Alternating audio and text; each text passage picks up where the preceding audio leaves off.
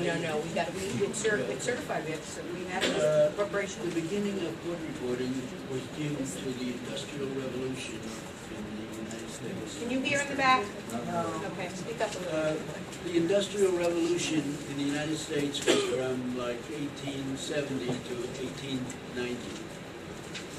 And it created a great many jobs for managers. And the managers found that if they dictated letters, they could do 100 times more business than if they just tried to type in each letter themselves. So the demand went out for secretaries and for not reporters, but secretaries. The Pitman Company at that time was the manual shorthand company. And they knew that money, the place to get money in the shorthand field was to sell textbooks. So they went to the different high schools which did not teach shorthand. So from 1870 on, Pitman sent out a group all over the United States to try, and incidentally, another aspect of the Industrial Revolution was Abraham Lincoln signed a bill that raised the money to complete the Transcontinental Railroad, which had been going from the east and from California but it was about 100 miles apart. They ran out of money. So he signed the bill to get enough money to finish it, and when it finished, that was the beginning of the Industrial Revolution, because then people could go by train across the United States, and industries and from Texas they could send cattle on freight cars and whatnot. That's a little aside from what I wanted to say. Okay.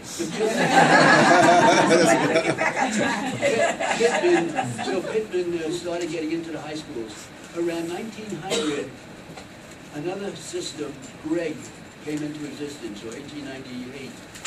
And Gregg realized that the money in manual shorthand was in getting it into the high schools. But when they went to the high schools would say, just a minute, the salesman from the Pitman Company was here last week, and he said that the Gregg system is a very poor system, and the proof of it was that Nathan Barron, the Pitman reporter, was the national speed champion. Why isn't Ed Gregg Rider the national speed champion? So the Gregg Company took that seriously because they weren't getting as many high schools to accept their shorthand. And they found out that the champion in New York City in 1916 was a fellow named Martin Duclos, who was writing 150 words a minute when everyone else was writing 120 words a minute. He had an aptitude. So the Gregg Company went to his parents and said, look, we'll pay you $25,000 up front if you permit us to tutor your son by having him come in 3 hours every morning. We'll tutor him right through college if you permit us to teach him speed, writing great speeds, Gregg, in the afternoon. So they did that for 3 years. They were so successful, and he had such an aptitude that when he was 19 years old, he won the National Speed Contest, beat all the veteran reporters. So the headline of at that time, the World Telegram, which was an afternoon newspaper, was, "Boy in short pants beats veteran court reporter." So the court reporters didn't like that too much. So after a couple of, and meanwhile, every year, this Duclos, they couldn't touch him. He was writing 280 with 2 errors, and the others could write 280, but there was 8 errors, 10 errors.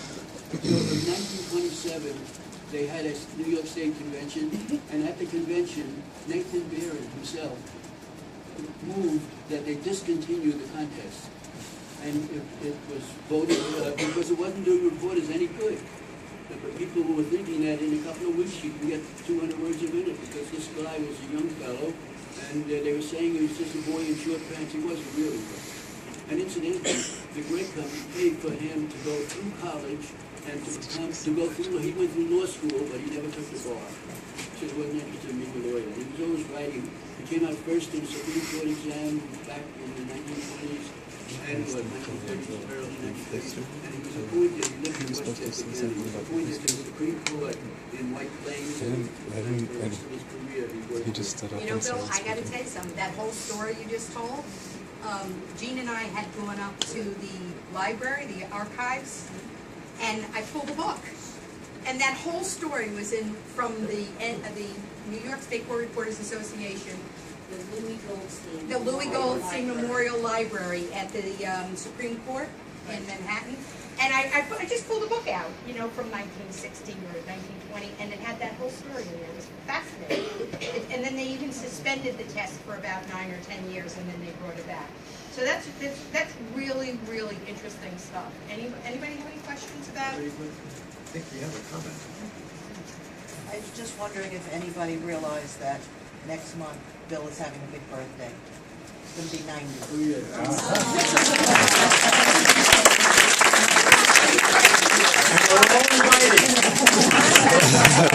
Awesome. Congratulations. Yes, I want to be taking a test at 90. All right. Okay, now we're going to have a little bit of a 5 or 6 minute break between the next, which is the panel Q&A with all of the presenters, which should be very interesting. I hope you have good questions about anything that you've learned today or anything that you've been thinking about or any experiences that you might have had. It's sort of an open Q&A. So what Jean is going to do is give you an opportunity for those of you that have not yet had an opportunity to buy your raffle tickets, to buy them now and go into the room and check that out. And then we'll come back here by 5 after. All right? And start the next